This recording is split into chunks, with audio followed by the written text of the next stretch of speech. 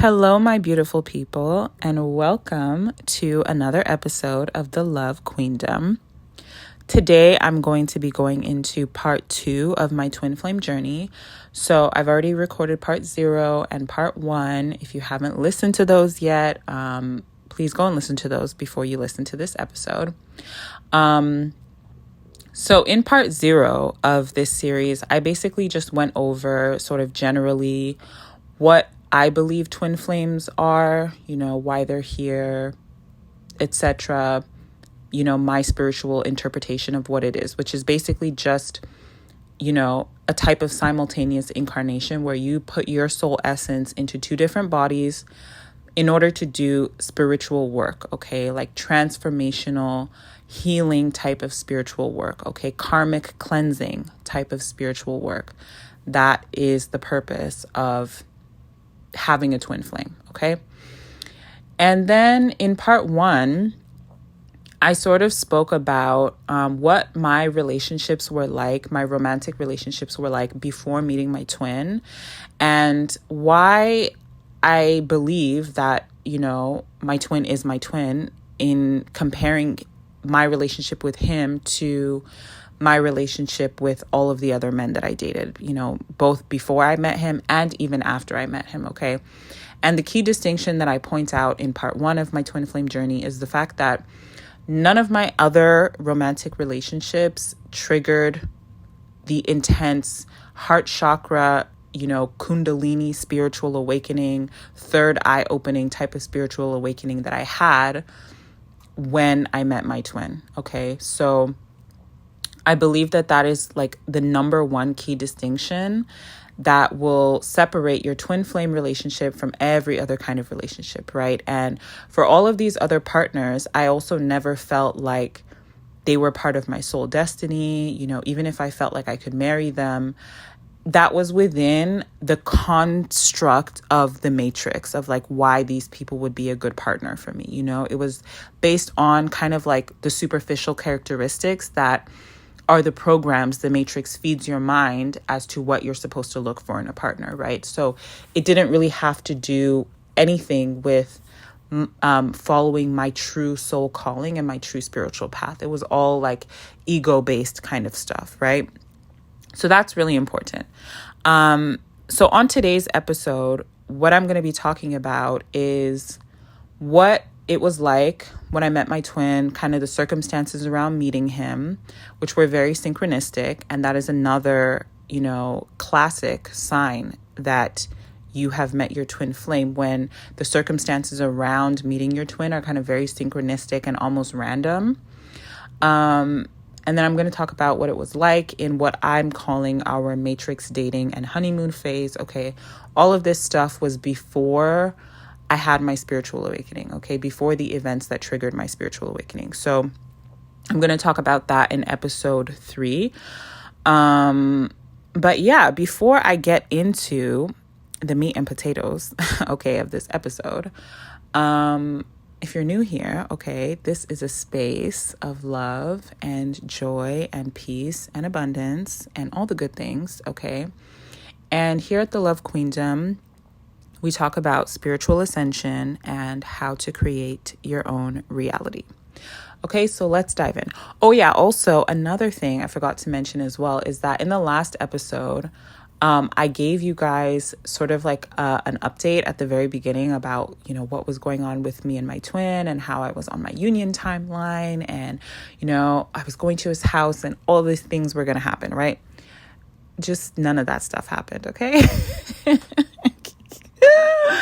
Oh my God. Okay, you guys. But you know what? It's very important for me to share these things because I just want you guys to see, like in real time, the unfolding, and also like just for you to see that there's so many twists and turns in this journey and just like in manifestation in general. Okay, because every single time I think like, yes, this is how everything is going to happen and how everything is going to unfold. It never unfolds like that, okay? It never happens like that. But that doesn't mean that it's not going to happen, okay? And that it's not possible for it to happen. So you have to understand, like I said, this channel, this platform is all about creating your own reality, which means, you are controlling the outcomes of your life, right? And so anytime that you're facing resistance or obstacles or challenges when it comes to reaching a particular outcome, you have to understand that the physical is just a reflection of the spiritual or the energetic.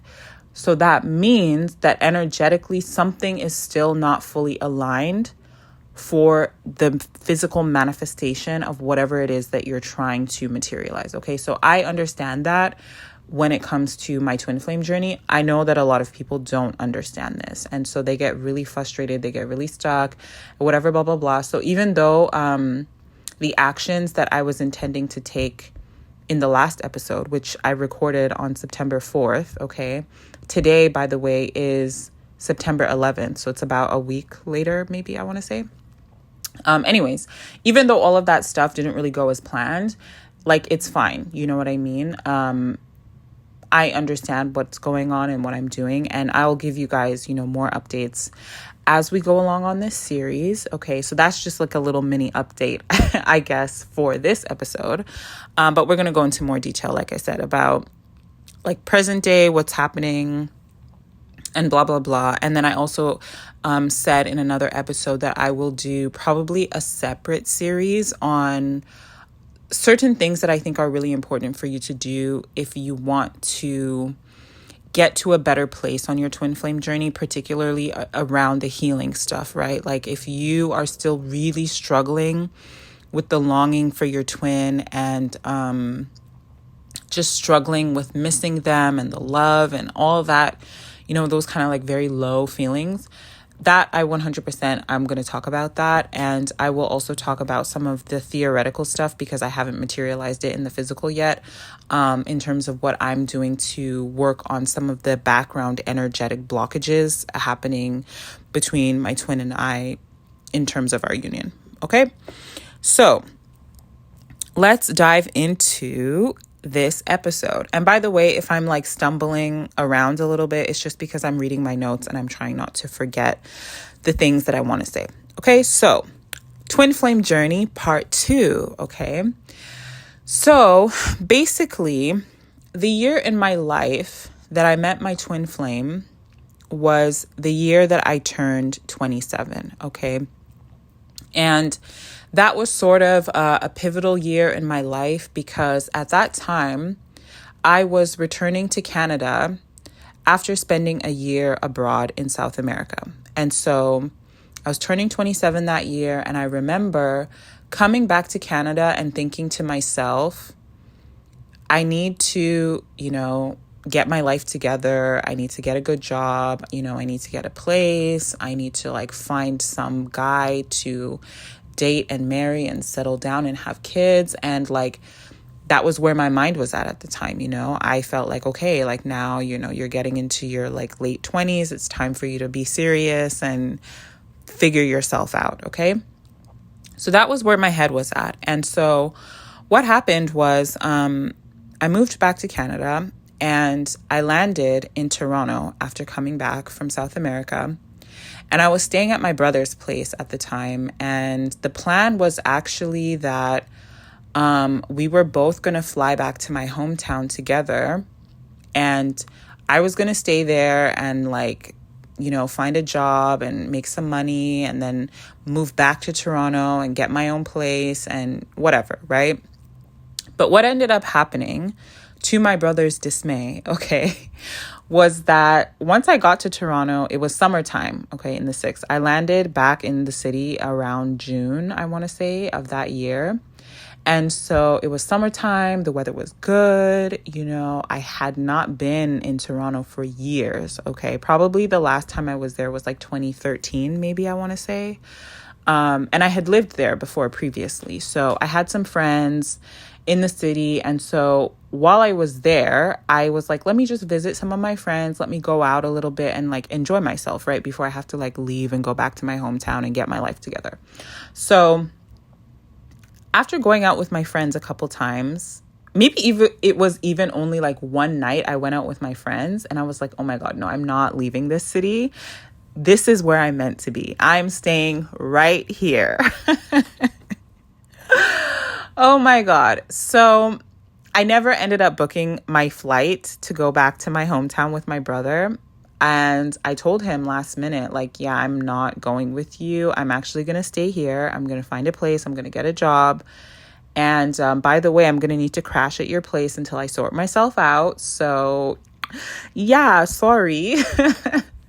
And as you can probably imagine, he was not happy at all. But anyways, that was what happened. And again, I feel like all of this, it's like orchestrating, it's building up to me meeting my twin.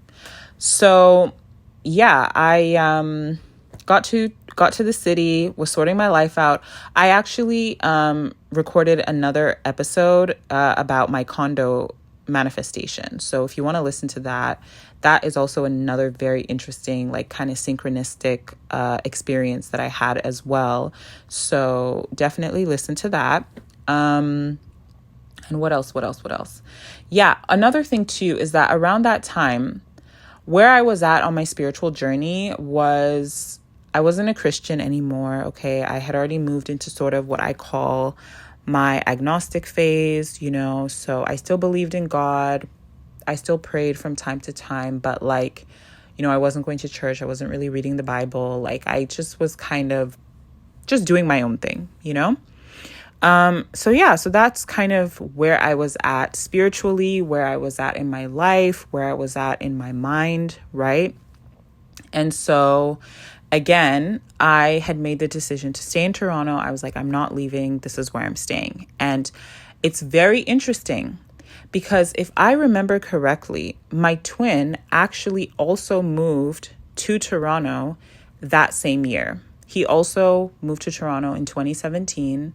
He either moved in 2017 or 2016, but I'm almost 100% positive that he moved earlier in 2017 to Toronto. I believe that is what happened. And yeah, you know, I met him later that year, so we'll go into that. So essentially what I started doing at this time, because I had decided that I was going to stay in Toronto and like get my life together and, you know, be in the city or whatever. And one of the aspects of, you know, quote unquote, getting my life together was finding a partner. So back then, okay, Tinder, the dating app, was still a thing. So while I was looking for a job and while I was looking for a permanent place to live, I got on the app, okay, and I started looking for my person. And I met this guy who I thought was perfect, okay? He was also Nigerian. He was good looking. He was really smart. He had a great career. He was clean cut and responsible. Like, literally, he was perfect, okay? And we started dating. And you know what, you guys? I quickly realized that as perfect as this guy was on the surface, there was a major problem, okay? And the major problem is that we were not sexually compatible at all, okay? And I also didn't feel any love with him, you know? I felt no real connection with him whatsoever. It was almost like we were just like playing characters, you know? It's like, again, based on the conventional matrix standards, like I won the boyfriend lottery, you know, he was perfect, but I didn't feel anything with him. So I knew that if I decided to stay with this person, that I would be unfulfilled. You know, I would not feel fulfillment in my heart, in my soul about the person who I had chosen to be with, and that I would essentially kind of just shackle myself to living this hollow life that looked good on the outside, but it didn't feel good on the inside. So basically what ended up happening was that I dated this guy, you know, throughout the summer, all the way into the fall of that year. So I want to say like beginning of December around is when I ended things with him. And so just before I ended things, I remember very vividly, saying to the divine that I know that my perfect person is out there and I trust that I will meet him. Okay. And I knew that this perfect person is someone that would tick all the surface level boxes like my ex did, but we would also have really good chemistry and feel love together, right? And so I could have that true fulfillment in my heart. Now, I can't remember exactly how long after I made this declaration that I met my twin flame, but I'm telling you guys, it must have been like just a few days after this happened, okay? So now let me go into sort of the circumstances of me meeting my twin, because again, it's very synchronistic, and that is another classic sign that you've met your twin. So the circumstances around meeting my twin were kind of funny and random, because what happened was that the weekend before I met my twin, I had gone to a party with one of my friends who is actually a gay man, okay? And there was a guy at the party who we met, and funny enough, that guy was actually flirting with both of us, okay? So I guess maybe he was bisexual. And so the weekend after the party, I went shopping with that friend, and then on our way back to his house, okay, on our way back to my friend's house, we met my twin on the bus, actually, okay, because they happened to live in the same building. And so what happened was my friend actually started talking to my twin, and I was confused at the time because it was obvious by their interaction that they didn't really know each other. And I was wondering why my friend was talking to him. And it turns out that the awkward encounter occurred because my twin shares a resemblance with the guy from the party. So my friend actually thought my twin was the guy from the party. And since my twin and my friend live in the same building, my twin had actually seen my friend around. So he thought it was kind of like a mutual recognition on those terms where it's like, oh, I've seen you around before, and like, hey, right? But yeah, obviously it was confusion. It was confusion, but it was actually divine orchestration, if you will. So obviously, since we were all going to the same place, we got off at the same stop, and, we all got to talking, and basically my twin asked for our numbers, and he also asked us like a really random and funny question, which was like, do we like to play PlayStation? Which was so hilarious to me and my friend, because we were both looking at each other like, do we look like the kind of people that play PlayStation? Like, I don't know what this guy is on, but anyways, it was really funny. But we were both, my friend and I, we were both happy to make a new friend. And honestly, at the time, you guys, I never thought anything of my twin, because also I could tell that he was younger than me. And he was too immature for what I was looking for, which was someone to be in a serious relationship with, right? That could lead to marriage. So I didn't think anything of him. I just thought like, oh, whatever, he's just another guy that I can know, and be friends with. That was what I thought. Remember, I had basically just moved to the city at that time, right? And even though I had lived there before, it was for a short period of time. I didn't really know a lot of people. So I was honestly just like happy and excited to be meeting people. Even the friend that I was shopping with and that I had gone to the party with the weekend before, he was kind of like a newer friend for me too as well. I had just met him that summer. So I was really just in a season of like having fun and like meeting people and kind of settling into the city while simultaneously trying to achieve all of my life goals. Okay. So anyways, like I said, I never really thought anything of my twin, but he clearly had other plans, okay? So he started texting me and flirting with me. And at first, I was just like laughing to myself because I'm like, oh, it's cute that he thought he has a chance with me. But I thought that obviously like nothing real could happen because I was older than him. I felt like I was more mature than him. At the time of meeting my twin, he was only 25. So I'm just like, this can never go anywhere. But in any case, because I still hadn't found, what I thought was quote unquote my person, I thought, there's no harm in me talking to this guy and just, playing along and helping him to keep me company or whatever. It won't be anything serious anyways, right? Because he's too young, and it would just be casual. And then once I found my person, I could just move on. That was what I naively thought, okay? And this is also part of my matrix programming, So anyways, basically I started talking to my twin, we were flirting with each other, whatever. And after meeting my twin and while we were talking to each other and stuff, I had already made up my mind that I was going to end things with my, other boyfriend, right? So this was all kind of happening around the same time. And so after I broke up with my other, with my ex, my twin and I, we started having more intimate relationship with each other. And another classic sign that I had met my twin was that, we really had a really good sexual and physical chemistry together, which a lot of people who have a twin flame, they talk about, it's almost like you kind of just click with that person physically. Somebody on YouTube who has a really big platform that talks about twin flames, I forgot what his actual name is, but his channel is New World All-Star, I believe. He's very controversial. But he says it correctly when he says that, being intimate with your twin, it feels like being with yourself. It's very weird describing it that way, but that is a pretty good, it's an accurate description, I would say, okay? You guys just click. It's like you just really click in bed.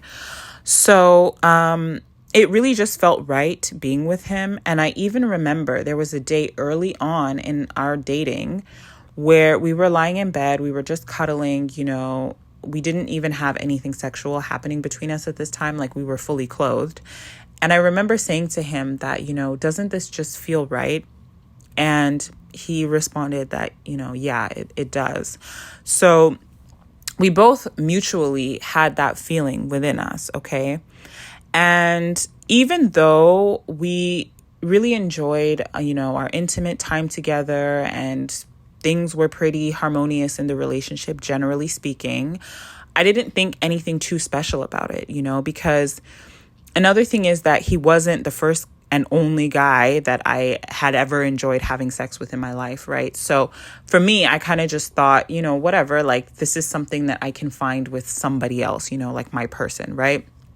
But later on, okay, in the events leading up to and after my awakening, my twin would once again confirm that our intimate connection with each other was indeed unique and special. And it was mutually felt on both sides. And it was also something that I realized too after our matrix dating phase kind of ended and, let's say the honeymoon phase kind of ended and I dated other people and realized that, yeah, that click that we have, you don't just find that with any and everybody. Once you experience it with one person, it's not something that can be just found with anyone. So anyways, although I also did not look at my twin initially as somebody who I thought of as, a potential partner because he was younger than me and I thought that he was still kind of immature and growing into himself as a man, because I felt, that our relationship towards each other was really genuine and the feelings of love were mutual, I kind of started relaxing into our relationship and, we basically had our little matrix dating honeymoon phase, okay? And that was from January 2018 to around the summer of 2019, okay? So I would say that although we loved each other and we had a harmonious relationship when we were together, okay? Because this was during the matrix period of our relationship, our fears, okay, our insecurities and our karmic patterns kind of started seeping into the relationship, okay? So there were just a number of things that happened while we were dating, one of which is that I actually got pregnant very shortly after we started dating. And because my twin flame was still quite young and immature, I asked him, what did he want to do about the pregnancy? And he said he wasn't ready. So genuinely speaking, you guys, I really felt like I was doing him a favor in his life by getting rid of it. So I did, for somebody of my age at that time, having an abortion was not at all something that I wanted to do. But, I thought he's too young, like he has his whole life ahead of him. I don't want it to look like I'm trying to, tie you down with a baby or something. So when he said that he wasn't ready, like I took that, for at face value, and I got rid of it. But you know what, you guys, little did I know that this would actually be somewhat of a trauma for him. And it's something that would kind of linger and play out in future relationships of his as well. And I will also say that our fears and insecurities also caused the relationship to be unstable. And my twin and I would both kind of eject out of it for various reasons to kind of protect ourselves from getting hurt, okay? He would often end things saying that he wasn't ready for a serious relationship. And, in the very beginning, I ended things just out of fear of being cheated on and being hurt, So it was just kind of this on-off period, okay?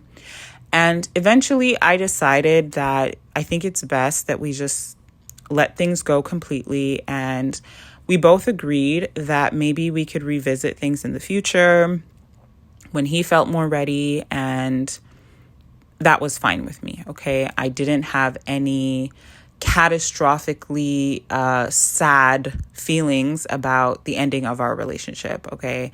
And I did not have any intentions of waiting around for him either, okay? Because since I was still operating from matrix programming, I genuinely thought I could just keep dating around and I would find someone else to replace him and move on and live happily ever after. And that was it, I distinctly remember, you guys, after our last breakup, I cried very briefly and I just resolved within myself that, this true love and special connection stuff is just not real, and that I had to be more pragmatic with my dating choices. So basically, for the first part of our romantic history, I stayed in my ego. I wasn't consciously aware of anything twin flames. I just thought I was dating a guy. I liked him, but he was too immature and unstable. So I moved on to try dating other people, okay? That was literally where my mind was at throughout the whole period of this part of our relationship, okay? I will also say that during this time, I feel that I had a relatively good and stable self-concept, pretty good self-confidence within myself. My self-love and my self-worth were also pretty decent at the time, okay? And everything else in my life, career-wise, social life-wise, family-wise, etc., like it was all going well for me. So, I think that definitely also played a role in the relationship, being whatever it was as it was at that time. It's like I didn't have this catastrophic ego destruction sort of experience. Ego death is probably the right word, spiritually speaking, from our breakup, nothing like that. But I'm going to talk about the sexual energy transfers that I believe took place between my twin and I from having unprotected sex.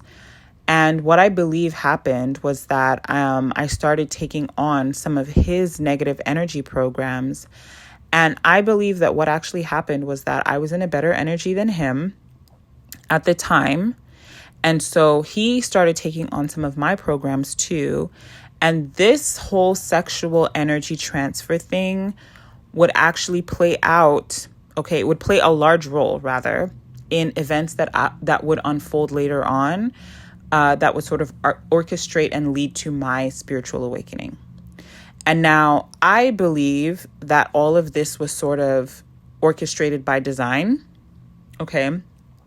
I could be wrong, but that's what I think.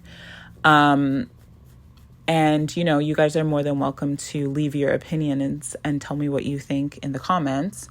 But yeah, as I go through the story, I will sort of explain what I observed and what I think was going on, and also why I think what happened. Okay. So I'm going to leave this episode here. That is the Matrix dating and honeymoon phase portion of my twin flame journey. And in the next episode, I am going to talk about, more detail on this whole sexual energy transfer thing. I'm also going to talk about my trip down to lower earth, okay? And the events that unfolded to trigger my spiritual awakening. So thank you so much again for listening, and I will see you guys in the next episode.